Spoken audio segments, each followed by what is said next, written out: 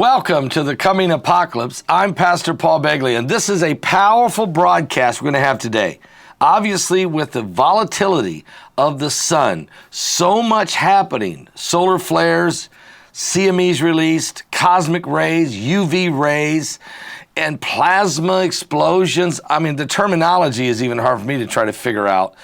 The sun has not been like this, maybe never. And why is it happening? And what does that mean for mankind, the power grids, your components, your appliances, your ability to function on this planet? Are we on an apocalyptic period where we need to protect ourselves? And then there's war as well we can discuss. But first, we need an expert, and we have one for you. No question about it. From EMP Shield, Stan Deyo is with us today. Stan, how you doing? Very well, thank you. Enjoying the weather here for winter. It's pretty mild here in Colorado. That's great, because now you guys had some wicked winds that came and over there near Denver. I mean, it burned almost an entire community, didn't it, or a suburb? Yeah, that's north of us. Our area here in Pueblo, south of there, about hour and a half, is in drought. We've been in drought for 3 years, and we're glad to see any rain or snow. But north of us in the mountains and to the northwest, they've gotten plenty of snow already this year. So that's good for them, bad for us. Yeah, that's bad. But you need it. You need the rain, especially after 3 years of drought. Well, and we know that there's been about 6 years of drought in the West. You know, I mean, I think it's been pretty dry, and all these wildfires, everything along the West Coast, California especially, Washington State. Do you attribute this to what's happening with the sun? I mean, is the sun? Yeah. What's going on with the sun? Help us out here. There are a number of things happening with the sun. It's been emitting new wavelengths in the ultraviolet spectra since 1992, I think it is. And I've been in contact with the Solar Observatory in Arizona with a couple of the astronomers there. And we've talked about this. And it basically signals that since 1992 at least, that the sun has been changing its nuclear chemistry. The formula that we always thought was stable for producing hydrogen, helium, and all that kind of stuff, or consuming hydrogen to make helium, is not working, not the way it should. And we know that the sun has already burned up half of its hydrogen supply, which means that at some point in time, it's going to convert to a helium fusion reaction, which will change the color of the sun, output, and all kinds of stuff. So I'm saying that the sun and its irregular activity in this particular solar cycle is unusual. We saw something happen last night, around midnight Greenwich time on the sun. It threw off a huge coronal mass ejection flare. And then 2 hours later, on the other side of the sun, if the ejection occurred here in the northeast limb, down here in the southeast limb looking at it, another one, just like that one, popped out on the southern hemisphere. Wow. It's like they're connected or something. Like yeah. It happens up here in the north, down here in the south, in the opposite direction, it happens again. And so I can show you, let me just get to that here on my computer, and I'll bring up an animation of that to show you what's happening here. Let me have that one over there. Okay. And now let me share the screen. I'll just show you this on the screen. Give me a second. Okay. Now this is from the 12th of February. See down here where my cursor is? Yep. 12th of February at 3. Okay. Now I'm going to go ahead and run the whole thing over to the 16th here. Just watch over the last few days what's been happening. And that's not the bad stuff yet. Wow. That's huge. Okay. Yeah, now we're coming in. If you look down here, we're coming into the 15th and around 11. Hold on just a second. Here we go. Now watch the upper left right up here. Wow! I mean, that's insane. And did you see the other one just starting with right down there? Yeah. That is insane. It was. How far apart are those in time? Let's see. 2 hours. 2 hours. Look at that. I mean, that's. But now, before you get too excited, back in 2003, we had another one occur, and I'll just change that over here. Stop share on that one. Go share on this one. That's crazy. Now, 2003, this is what it looked like toward Oh, the my end. Lord. When that was toward the end of the solar sunspot cycle, okay, in Right. 2003, toward the end. What we're seeing now is way early in the beginning, which should be very weak, of the 25th solar cycle. Yeah, this should be a solar minimum is what we would call it, right? At this point? Yeah, it's just coming out of that now. Then, in fact, in the past 3 years of the start of this solar cycle, 25, the sunspot activity, like the CMEs and that kind of stuff, have been double what NASA forecasted. Double. Now, if you look at the graphs of sunspots and the curves of the sunspot cycles, we're way down here at the bottom, and there's small numbers of sunspot cycles, but that's just sunspots. Yeah. They count little dark spots. That's not counting coronal mass ejections and instabilities. Now, there was a news article that came out, probably last week before, about the Inuit Indians in the north being able to watch the sun and the stars and to make forecasts. Well, one of the things they observed was that the sun is not rising in the right place for this time of year. Now I thought, that's just natives talking. Yeah. But I went out with my iPro Max phone and pointed it at the sun just as it was rising, and I got my stellarium program. I said, where is the sun supposed to be at this exact moment? And it was 3 degrees ahead of where it should be. Whoa, the sun was 3 degrees ahead. Yeah, which means that we are tilting. 3 degrees. We've tilted. Yes. Yeah. Now, what does that mean? Will that mean we will go through higher temperatures? It's going to make erratic temperatures. It's going to heat areas that have normally been nominal temperatures, normal, but it's going to heat them suddenly. It's going to cool others suddenly. And we're going to see increasing dynamic temperature differences, which will make these super windstorms and thunderstorms. And last night in California, let me just see where it is in California. Last night, one of my friends over there, a research partner, they had an electrical storm over the southern part of California, went all the way down to San Diego. But can I find that or not? Anyway, I was going to get the exact location where they were, but it was at their house. And the thunderstorm, it was at night, it dropped hail just suddenly there. Huge amount of hail was seed. The things that seeded it was little like salt seed crystals, right? Don't know why, but that's what seeded it. And it was pounding on their roofs so loud and hitting their solar panels. And they don't even have a metal roof, but it was so loud inside they could hardly hear themselves think. And then further south toward San Diego, it turned to rain. So it was like it was raining right over their spot there, just south of Los Angeles, and then all the way down to San Diego. Yeah. Why? I don't know. They're going to send me some samples of what they got from the cores of the hail. But it's anomalous. I saw it. I saw in Pasadena at the Rose Bowl. I saw a picture. It was so much hail there that it looked like snow. Okay. Right. Yeah, right. I saw a picture of it. There was so much hail that looked like there was snow around the Rose Bowl in Pasadena, California. Who ever heard of such a thing? Yeah. Right. Just a second here. I've got to figure out something here. And that's what you're saying happened, was this almost like a cloud burst of hail? A weird... Yeah. It was weird. And anyway, I can't find that location where they were, but it was in the same general region, so it doesn't really matter that much. The sun thing I showed you with the flares just now, the animation of it. What I've done is I took stills of that to compare them, and I'm just going to go there now. This is on the 15th. Okay. At 2248 hours Greenwich time. Okay. Now you'll see over here on the left, that's where that thing started. It made the big lightning flash out into, a very bright mass ejection. Out that way. And then 2 hours later, you can see over here, 12:58, say 1 o'clock in the afternoon, Greenwich time on the 16th. And this is what was there. Down here was where the other one erupted. Yeah. Now this is down here, okay? Yep. And the other one is up there. Almost a diagonal. Right.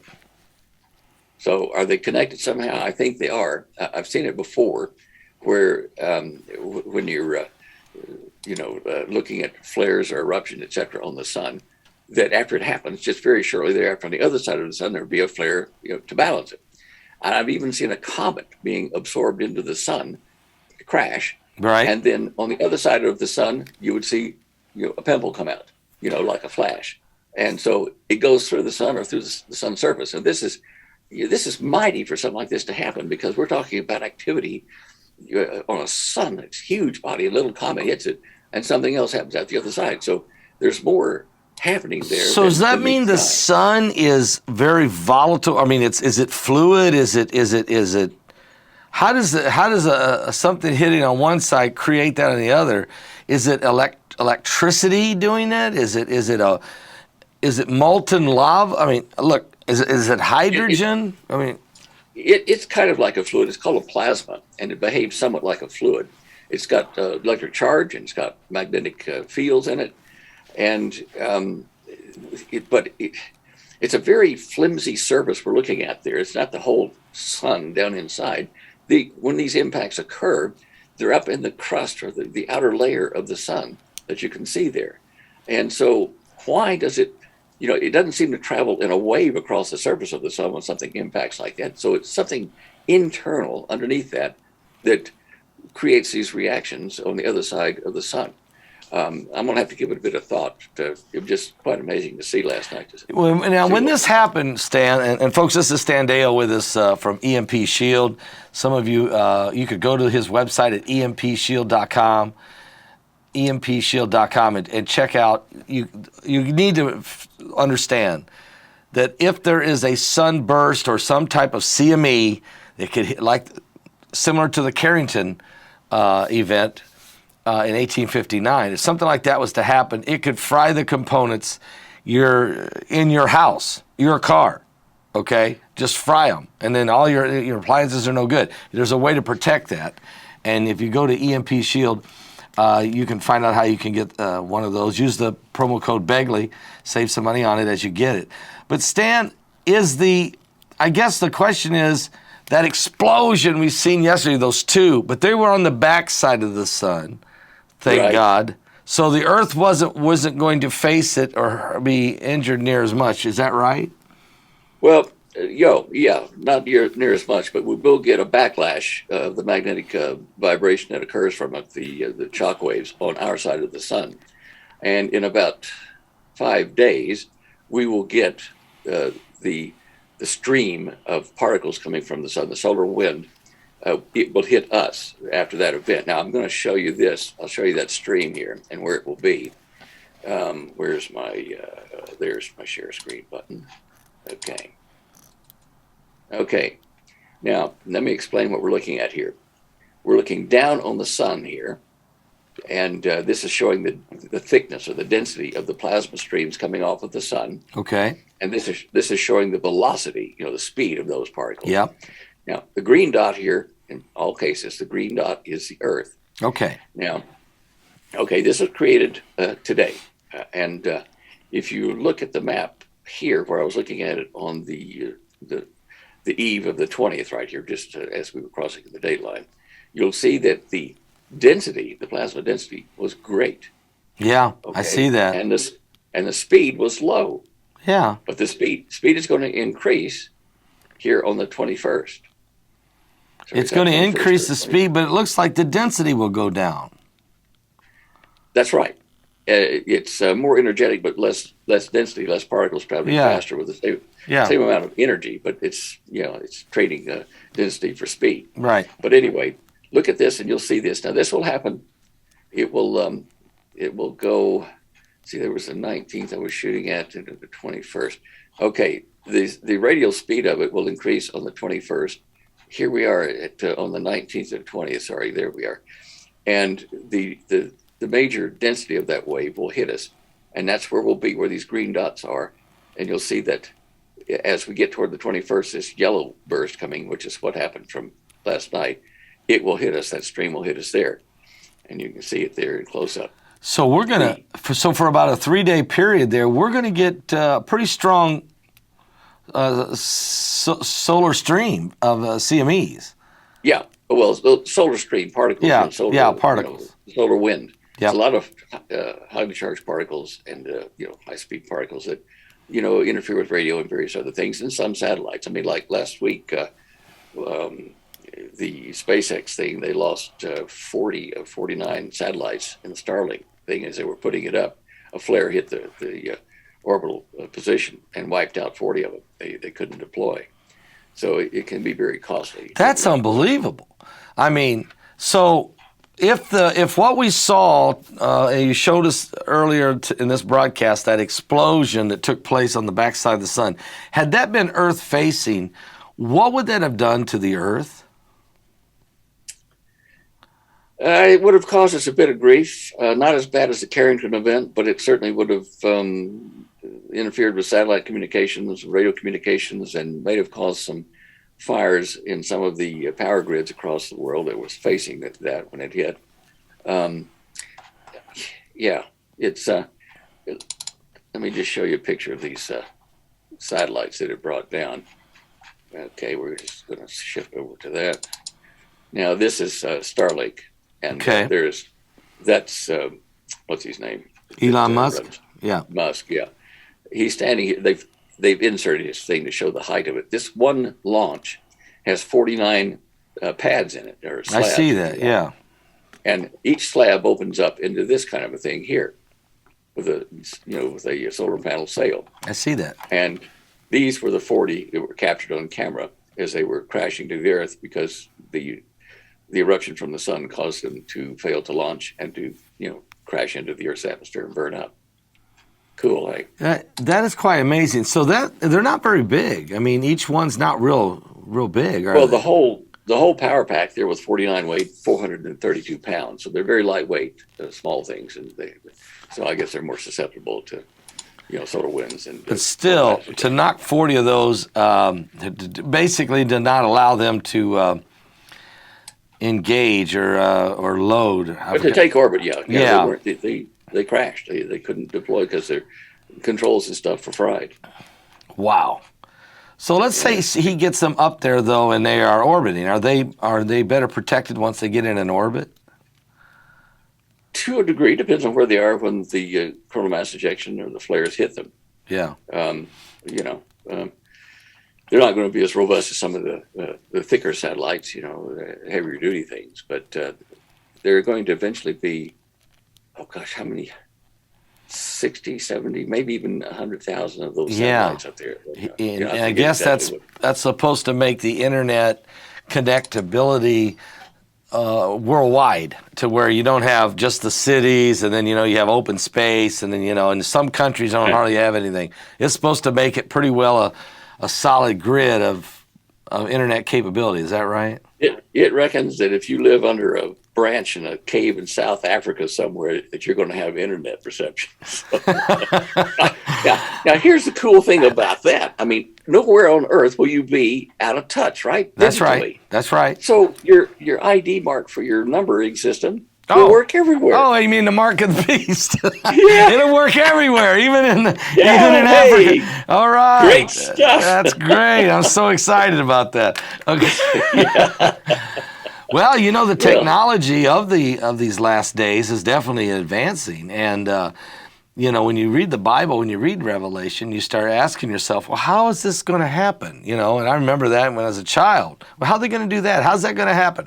But today, I can see how a lot of what it says in the scriptures will come to pass. It's like the technology has caught up with the prophecies. Would you agree? Oh, definitely. And political and current events have as well. Amen. I mean, we're facing with the nuclear interchange over in Ukraine or in the Middle East, right, between Israel and Iran. Pick your choice. It's, and we're also seeing, strangely enough, an increase in the official media and political coverage of UFOs and aliens. We are. All these factors are coming together, and so rapidly. Yes. Amazing. Yeah, it really is. It's as if there's a race. It's like we're on a timeline that is coming to an end. It's like everything is racing to the end, and which it is. And I think that's why we're seeing all these different things take place. Art Bell used to call that the quickening. The quickening. Okay, yeah, the quickening. Quite appropriate. At the That end would of the be snowball right. rolling downhill, it's quickening. That's right. That's exactly Yeah. right. Stan, so if people out there are saying, well, how can I protect my home or my cars? Can you got some slides there, and can you walk us through how to protect ourselves with some of the EMP Shield technology that Devices. you and your people developed there? Well, yeah, my partner Tim Carty and I started work on designing this 3 or 4 years back to help us with our atmospheric electricity converter we were working on. But let me just get to our website, and I'll discuss from there, from the EMP Shield website. All right, there we go. Okay, now here's our company website over in Kansas. Yep. And here, let's see here. I'm going to do all this. Okay. All right. It protects from solar flares. It protects your house and your electronics or your electrical devices, because all of them could be damaged. And it protects against not only a nuclear bomb type EMP pulse, which lasts only millionths of a second, but it also protects against solar EMP coronal mass ejections, which last for hours. And wow. Those are the worst kind, because in the Carrington event, it went for several hours. And we didn't have all the electronics. We just had telegraph and stuff like that. And it burned the hands of the telegraph operators, blistered them. They had to go to the hospital with their hands taped up from the voltage that came out of their telegraph key. And the same voltage along those telegraph lines went down into fields running close to the trade lines where these poles were, and caught the paddocks on fire. Now, when you have an EMP from a bomb over the top of you, that, as I say, lasts a millionth of a second. But that's not long enough to set fire to everything unless you short out something, and that thing catches fire. The solar one is so long and so high voltage that if you don't have a shunt down to ground in your circuit breaker box, it's possibly going to cause a fire in your wall of your house out there and burn your house down. So you're not just protecting your electronics, you're protecting your house. Your house. Do you think that happened when the wildfires in California L.A. Marzulli's home burnt down out there in Malibu?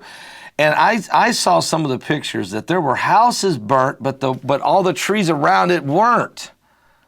Yeah, you'll see the fire started at the power box. Yeah. And if we'd have had one of these devices on there, it would have shunted it and not caught fire. And that they didn't admit that, though. I don't think the power companies fully admitted that. No. But that's what you're doing, is putting these on. People are purchasing these devices so that they can protect their home and all not just their appliances, but literally their homes from the meteors. Basically, the meteor. Well, from not from the meteor, but from the EMP pulses, the coronal mass ejections. Okay? Right. Those create the fire, and they induce huge voltages, like 30, 40,000 volts along the power grid lines that run into your house to give you your power to your home. Now, the transformer outside your block there, or your home, pole transformers, they step it down to 110 volts. But the line is still there, and so this huge voltage surge is going to blow up the transformer to start with and run down the line that's on fire from that into your house. So you've got to shunt that down. And I also encourage people, if that happens, and your EMP shield, saves you from the initial pulse, get out there and disconnect from the mains. Cut the cable, cut the little lock on your power meter, and pull the handle down and disconnect from any further exposure. Yeah, if you can. Just an extra caution. Now, we're on the page here on our website showing the types of installations where you can have it for your car, and we have a printout. Yeah, if you print this out, click on this, it'll print out step 1, 2, 3, 4, how to put it in your car, and you can do it yourself there. For your solar panel, you're probably going to need an electrician to do that, and particularly the guy to put in your solar panels, because that's a different voltage has to go to a different place in the whole solar setup. Now, we have European models, for Australia, Canada, or Canada's on our voltage, but for Europe and for Australia and things like that, there's instructions how to use this 3-phase one. For cars, well, we actually have a video. Hey everybody, I'm Andrew from EMP Shield. Okay, Andrew. All right, Andrew. Our device into a vehicle. Yeah. Anyway, Andrew's given us a demonstration here how to put it into the car, and that's if you can't read too well from the things that we put in the package. But anyway, we tell you how to do it, and then how to do it in the home as well. It's not a real hard installation to do. It's not real difficult if you follow but if you need an electrician, that's fine. But hey everybody, a lot of folks. Well, the thing with let me just get this quieted down here. There we go. The thing with the home installations, you can do it, but because you're working at live voltages inside the power, the power box. What do you call it? The circuit breaker box. Okay, you're working with line voltages in there that can kill you. So unless you're an experienced electrician, and it's very simple. I mean, here my partner Tim has put one in to show you. You take off the front cover like that, and there's all those hot wires in there. And you turn off various things that you're going to use, and that there is 2 circuit breakers that are 10 amp or better, 20 amp is preferred. And then you put your EMP shield in the box like that, and there's 3 wires you hook up, ground wire, and the active and neutral wires. Active, black one there, okay. Anyway, these you can look at on our website up here at empshield.com, installations. The only reason we suggest electricians or licensed persons to do this for your home is if your house does catch fire for whatever reason, from a lightning strike or from a short in your wall or whatever. If one of our devices is in there that you put in yourself, it may void your insurance. So it's best just for your financial protection to have a qualified electrician put it in there. But you can see how simple it is. It's just, putting these wires into jumping on the back of a couple of 20 amp breakers and screwing them in, and then you're done. And so what this does is really protect folks from them EMP. Now you talked about these these EMP, this pulses that hit. They can come from the sun. The sun is getting very volatile, and also, there's always the concern of these tactical nukes. Now we're hearing more about tactical nukes warfare.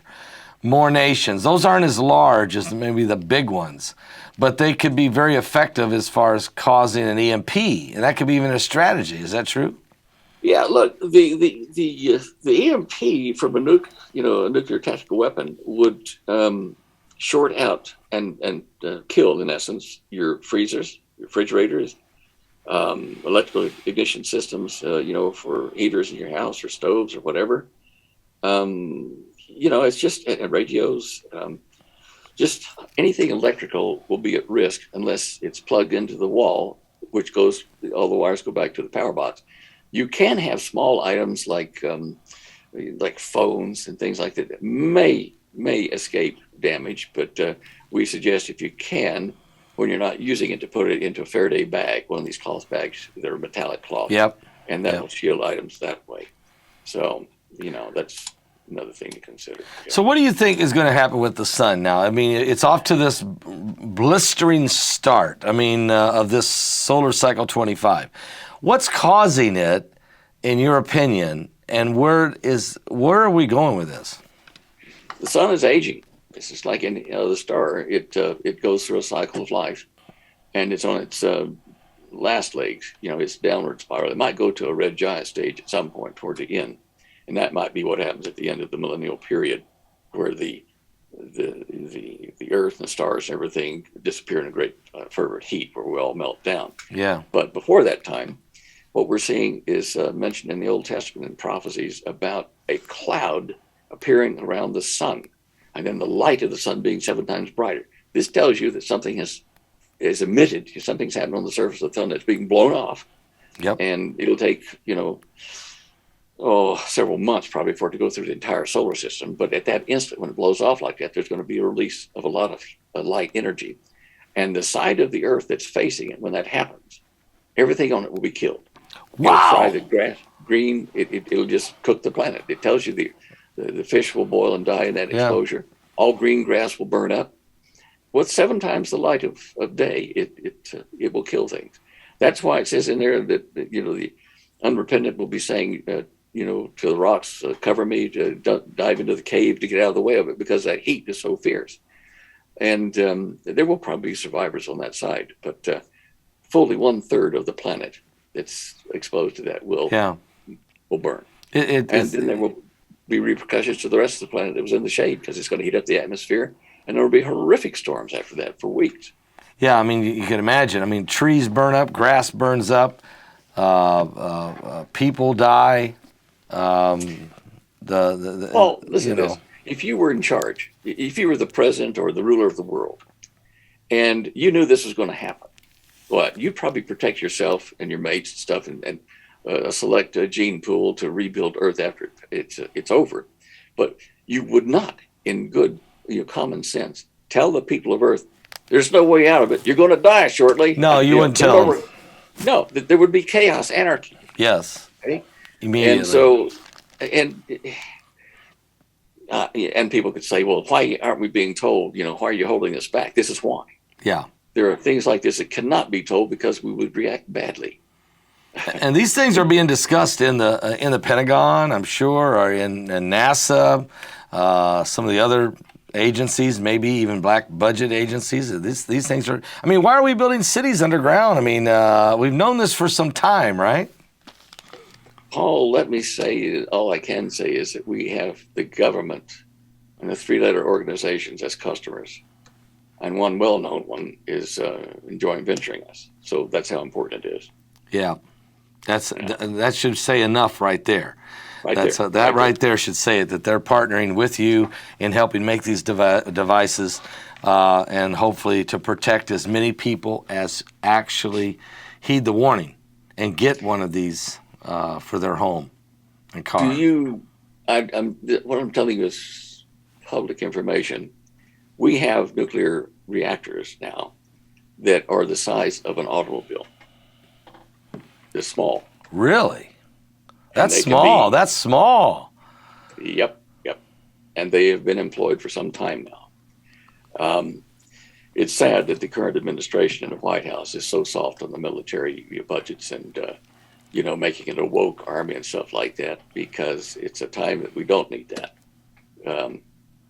China is going to eat our lunch, so is Russia.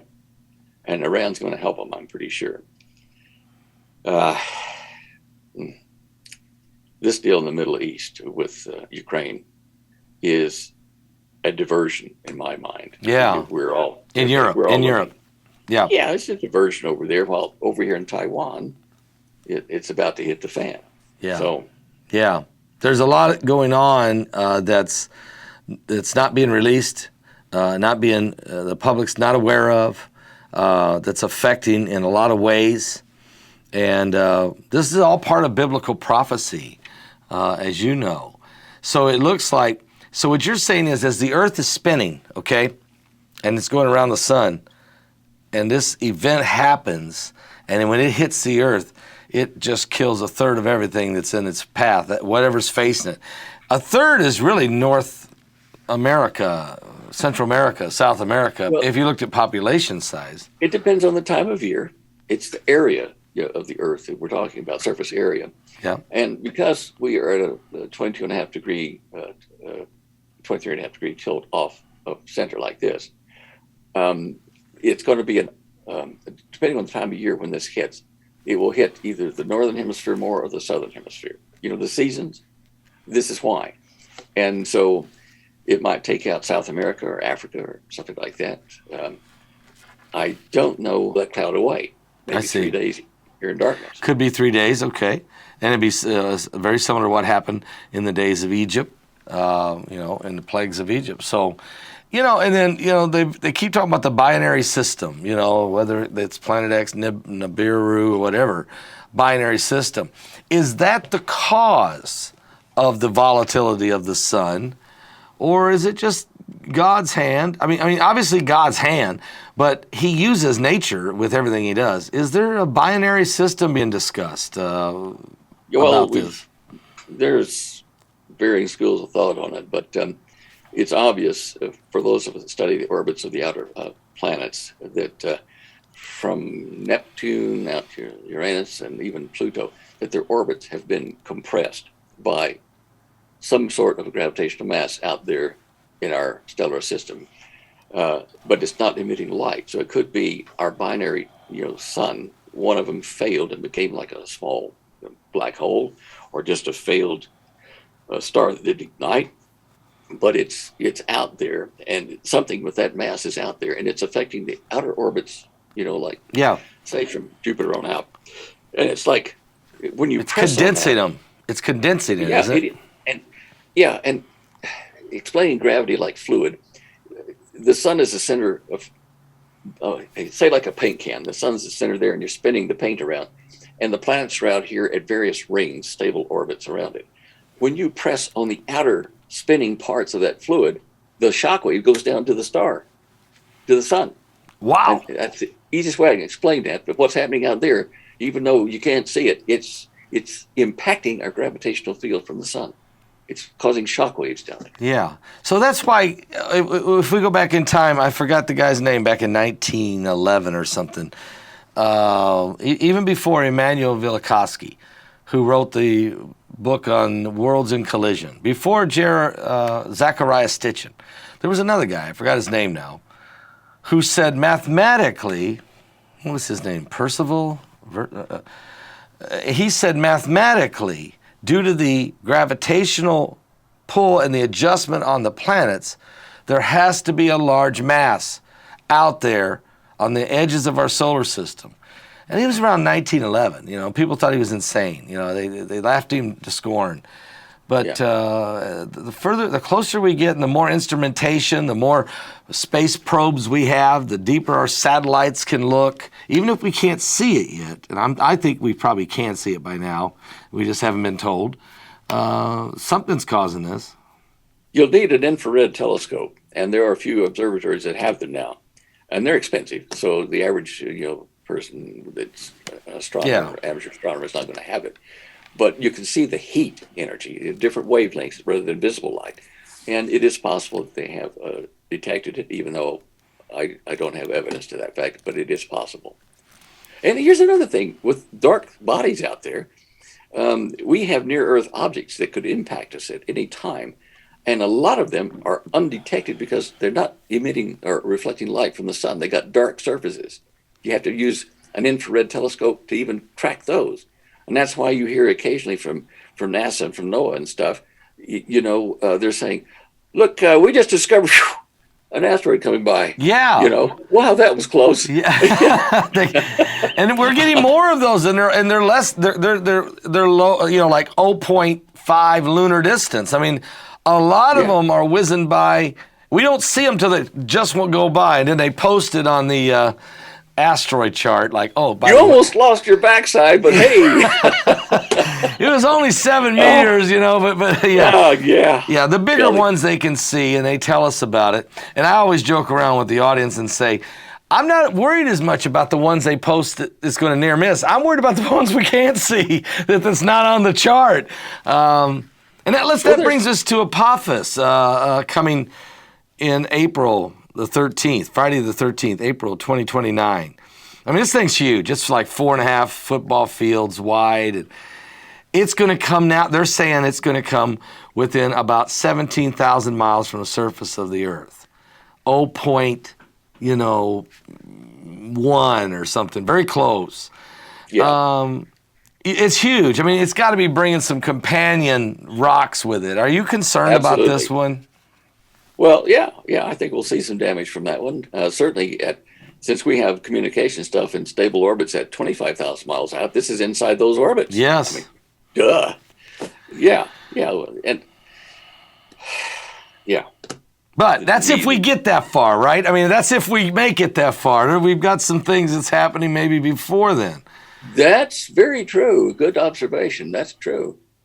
Well, at that point, if the tribulation started today or sometime this year, 7 years in the running, and it's not running a full 7 years, Christ will be in control at that time. Well, maybe he'll just say, asteroid disappeared. Yeah, maybe he just. Gone. I mean, you know what, folks? This is when you look at the Bible. I would never thought, Stan, that I'd be discussing things that the Scriptures said are coming in my lifetime. Not, I remember being a child. I remember being a teenager watching Jack Van Impe on television tell me about what was coming. Okay. Yeah. Now, you and I are talking about what's happening, not what's coming. What's happening? Okay, right now, real time. Yeah, I feel the same way. I feel the same way. It's just, I've talked about it like you for years, for decades, and it's out there. And okay, it might be 2-3 years. Okay, that's out there. But now, this is the year where things seem to just, quicken down to the end. Yes, quicken, like Art Bell said. I mean, you were on Coast to Coast many times. You were a host of there. So Art Bell, of course, was a legendary. And when you discussed this back in the 90s, did people take? I mean, scientists knew about it. Governmental scientists knew about this. Am I right? Yeah. So, but the general public basically thought this is insane. That you guys are on the fringe, sort of like the UFO disclosure kind of thing. So, but now attitudes are different because of things that are happening. People are starting to say, tell me more, what's really going on? Should they be concerned? Absolutely, Paul. If you're not worried or concerned about what's happening in the world today, you just don't understand the problem, because it is serious. On one hand, if there were no God, then what these globalists are planning, to form a global government and to reduce the Earth's population by attrition from disease, whatever, to a comfortable level, then that would be the only way for the human race to survive. But that's not the case. God does exist, and He is in charge of the plan.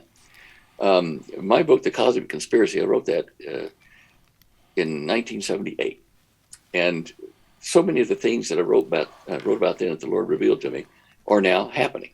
The alien UFO deception coming, problems with the weather, and with nuclear war. They're just there's about 6 crisis curves here that I talked about, way ahead of its time. And I was just quoting it some of the pages yesterday evening on the Hagman Show, where I revealed in the book the name of one of the CIA couriers that let me, without being obvious about it, let me steal something from a bag that was handcuffed to his wrist. A report on what they were proposing was to let 150 million Indians die by withholding grain loans so that they could reduce the population. So, I've been involved in a lot of things, some of which I put in that book, to try to let people understand. And on page 127 of that book is a form where for people to make a positive commitment to join Jesus, to join with Him and not be part of this world system, to say their life's on the line with Him. And that is the most important page in that book for people to read and sign in these terrible times. That is great. And so the name of the book is Cosmic Conspiracies. You wrote it. Yes, sorry, I forgot. Yeah, that's right. And can people go to your website here and get a copy of the book? Oh yeah, sure. Let me just see if I can. Let's see. Illusion cart. Let me share that and I'll show you there. And what I love about it is page 127. You're giving people the opportunity to sign their declaration of faith, make their confession of faith in Jesus Christ. Here we go, folks. Yeah. And this is the book, Cosmic Conspiracy, Final Edition 2010. Now, over the years, I added things to the end of the book. Yeah. But the first 200 pages are as they were on 1978 when I published it. Wow. Very prophetic book then, because you wrote about things you've seen coming and plus information you knew. Yeah. And here was the first edition, how it looked. Very, very primitive. Very primitive, Yeah. And now, for people, the companion book to this really is Holly's book, They Dare to Prepare, How to Get Yourself Ready. for preparing for various disasters that will hit us along the way until the rapture takes us to safety. And this book here, the Dare to Prepare book, we'll have stock that we can start mailing out, I think, on the 17th on the 21st of this month. We had so many people buying them in case loads and in 2 cases, pallet loads in December. They were so concerned that they wiped out our stock. So we put in emergency reprint. We're just waiting for them to arrive. So you can order it now. Yep. But it will not ship until the 22nd or so of February. Dare to Prepare. So they go to your website. I think that's standeyo.com. What's the website there? Oh, well, that's standeyo-cart.com. Standeyo-cart.com. You can see it up the top of the page here. Okay. If you're recording this, you can Yeah, see we're it there. recording it. Yep. Yeah. All right. Yeah, folks, so you can get these books available. And also, we've got about 5 minutes left here, Stan. I'm going to ask you again about the EMP Shield because, folks, and you can use the promo code Begley and save about $50, I believe it is, on these units, whether you're getting for your car or for your home. And Stan is trying to help us understand that he's partnered with certain agencies in the federal government. They know what's coming, and he's trying to get ahead of this for you because you're going to need to figure out how you're going to survive the coming apocalypse, to be quite honest with you. Even before the coming of Jesus Christ, there is going to be some serious events take place on the earth. And, the Bible says my people are destroyed for lack of knowledge, simply because they don't understand or don't know. So, Stan, walk us through that again, these units and how they can get them. Oh, well, just go to empshield.com, empshield.com, and then you're on the front page. You can order it there and use, Paul's code, Begley, Begley, and get $50 off each unit that you purchase. Now, we've manufactured a whole bunch of these in advance of what's about to hit us, and there will be a rush on our products. So we had government orders to fill plus our own orders. And anyway, they're there and available is what I'm saying. Get them before the rush hits. And so you're watching the sun every day. I know you are. You're watching what's going on with that sun every day. I am, and I'm watching something else about I don't think I'll be here to see it, but the Antichrist and the false prophet that are coming to. No, absolutely. I'm watching for them too. I hope I'm not here to see it, but yeah, Stan is not only a brilliant man, which you are. You're a brilliant, brilliant man, but you're a pioneer, and you're out ahead of it. And God's using you in a mighty way, not only with the technological advancements to help humanity, but the spiritual. Your ability to spiritually see what's going on prophetically. And I just want to thank you for that. I really do. I just appreciate it. Well, we've all got our task ahead of us, and you have yours. So we all got to do what we've got to do to the best of our ability. I think one of those government agencies are calling you, Stan, so I better get off here, okay? Okay. Thank you. All right. God bless you, Stan. We'll talk again. All right. Bye-bye. Bye-bye.